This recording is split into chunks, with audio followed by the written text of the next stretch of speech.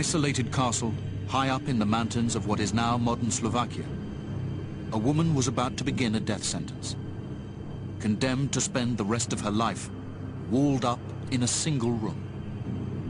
Countess Elizabeth Bathory, one of the most powerful aristocrats of her day, was accused and convicted of murdering over 600 young girls. It was said that they were sadistically tortured for weeks on end, sometimes forced to eat their own flesh, and their corpses left to rot in her castles. Power tends to corrupt, and absolute power corrupts absolutely. She had absolute power. A picture emerged of a woman who not only had a need to inflict pain and commit murder, but apparently developed an obsession with her victim's blood. Elizabeth Bathory's taste for this blood would eventually give her the title by which she's still known today, Countess Dracula. Born in 1560, Elizabeth Bathory was one of 4 children and a member of one of the most powerful families in what was then the Kingdom of Hungary. The Bathory family were not only a line of heroes, a dynasty of heroes, but they had enormous power in Central and Eastern Europe. They were richer than the King of Hungary himself. They owned more property, had much vaster wealth than he had. Elizabeth led a charmed life in many ways because she was a very powerful, if not the most powerful, aristocratic woman in the country. At the time of Elizabeth's birth, Hungary was ruled by Austria to its west, and as a Christian country, it was involved in an ongoing war against the Turkish Muslims to the south. The country was almost permanently at war during Elizabeth's lifetime. Hungary was politically a very important place in those times because it was the bulwark of Christian Europe against the Turkish invasion, which really threatened to overwhelm the whole of Christian Europe. The social hierarchy was absolutely fixed and immovable, and someone like Elizabeth Bathory had enormous power literally of life and death over the commoners.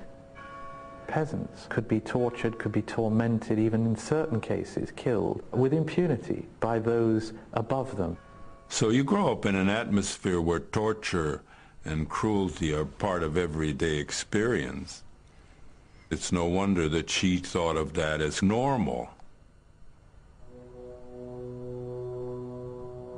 At the age of 15, Elizabeth was married to Francis Nadasdy, an equally powerful aristocrat who, during the war against the Turks, had earned a reputation as a savage and uncompromising warrior. Elizabeth was actually very happy in her marriage and adored her husband, who was a powerful mover in that society. She would bathe in his reflected prestige, and she could then operate in a duo with him. Theirs was one of the most powerful unions in the land, comprising huge estates throughout Hungary. With these estates came control of the surrounding villages. Elizabeth and her husband were very strict disciplinarians, to put it mildly. He also taught her a little trick, which is called star kicking. Here's what you do. Take the servant girl, and you take little pieces of paper soaked in oil, and you put them between the toes of the girl.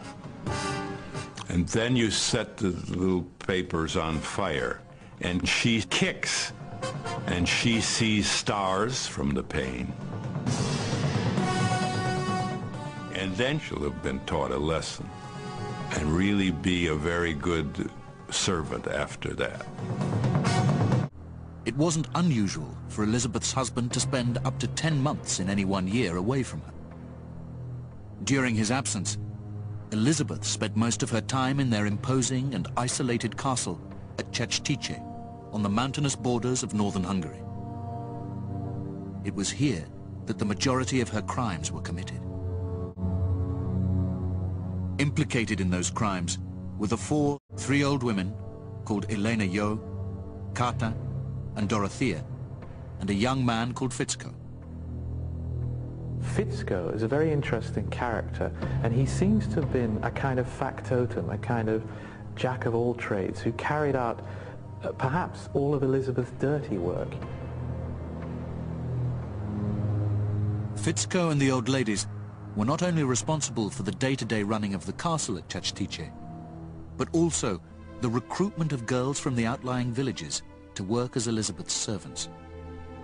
It's hard for us to imagine that anyone would willingly go and work in a household if there had been rumors of even one girl dying. But the situation for many people in Hungary at that time was so desperate. The only way to guarantee a living wage would be to virtually sell your children into servitude in the great house, and that's exactly what happened. The girls were undressed and showered down, and then she would look at them and she'd pick out the ones that she wanted to torture. She liked the buxom ones, the big ones, because they lasted longer.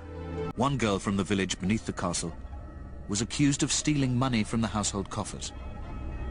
It was claimed at her trial that Elizabeth heated a coin over a candle until it was white hot, then pressed it into the girl's hand. Elizabeth didn't confine her particular brand of domestic discipline to Hungary.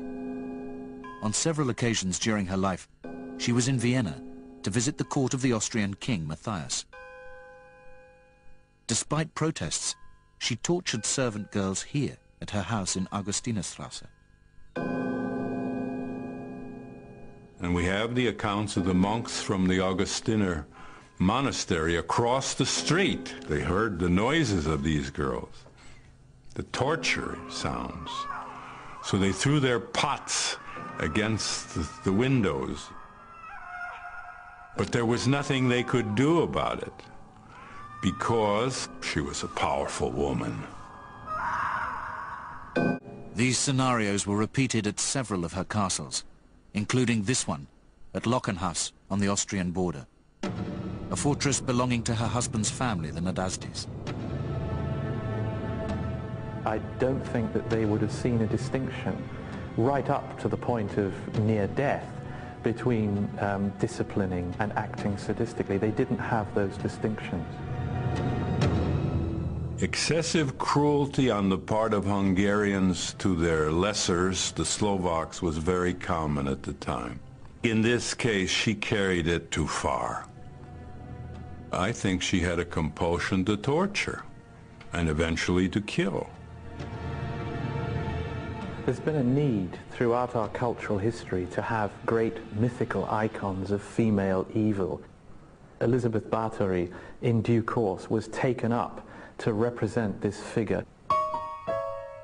The bloodiness of her myth and the bloodiness of the events ascribed to her are typical of medieval and post-medieval European imagination.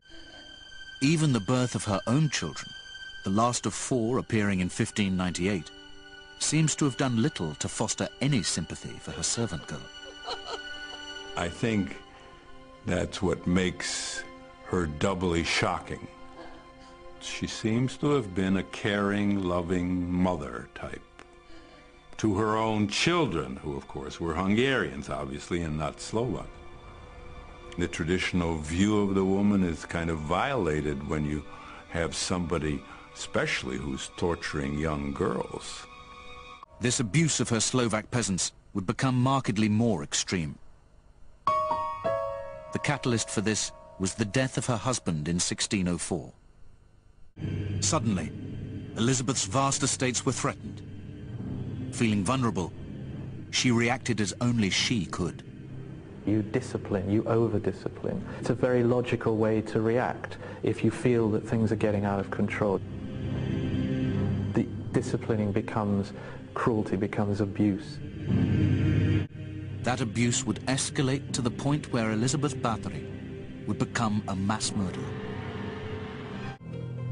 By 1604, the now widowed Elizabeth Bathory, a powerful and wealthy Hungarian countess, had for years been cruelly torturing her female servants at her mountaintop castle at Chachtiche, in what is now modern Slovakia. Her sadistic reputation was beginning to strike fear into the hearts of all who heard her name. Before her husband's death, Elizabeth had been abusing her servants in order to discipline them. This eventually escalated to murder.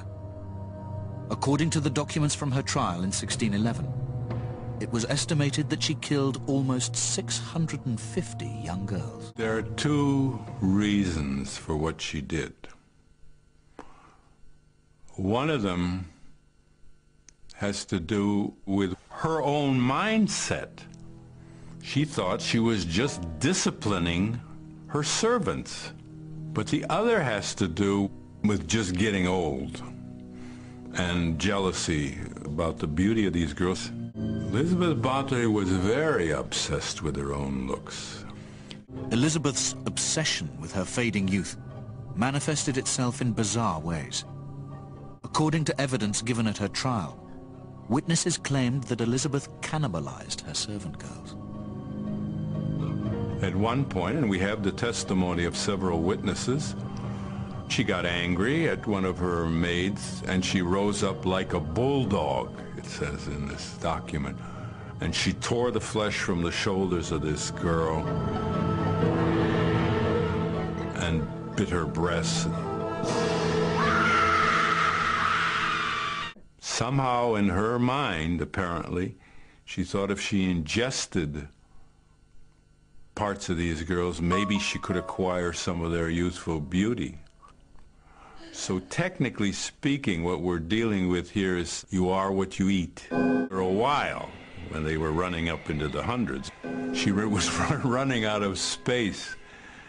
She kept some of the bodies of these girls under her bed, and the place really started to stink.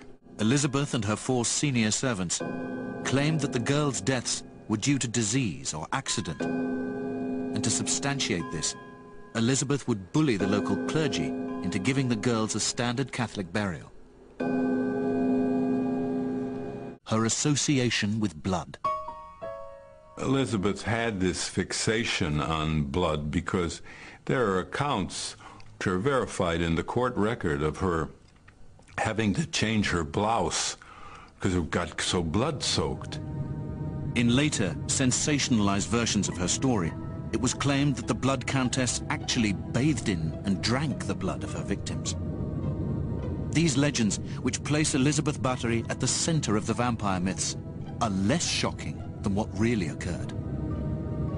What she would do is she'd have these girls up in cages, and then she had a long lance, and she would pierce them, and the blood would come down and flow on her, and then she would shout obscenities, apparently. She made a big mistake. As long as she dealt with Slovak peasants, nobody cared. That's a fact. She could have gotten away with it. She went after the daughter of a local Protestant minister. Big mistake. Because this girl escaped and told the story about what was going on up there in the castle. When news came to the Hungarian nobles, well, they couldn't tolerate that. One of their own, you know? That was her critical error. Elizabeth's nemesis was a relative of hers, Count Georgi Thurzo, ruler of estates near the town of Bichka. Thurzo wasn't acting out of a sense of moral outrage. He wanted Elizabeth's lands. On the bitterly cold night of December 29th, 1610, Thurzo led a party of soldiers into Chechtice Castle. He described what he found when he entered. We directly came then upon certain men and female servants in the manor house. We found a dead girl there. A second one was dead too, from a number of wounds. I await here until the accursed woman has been deposited in a fortress and a suitable room found for her.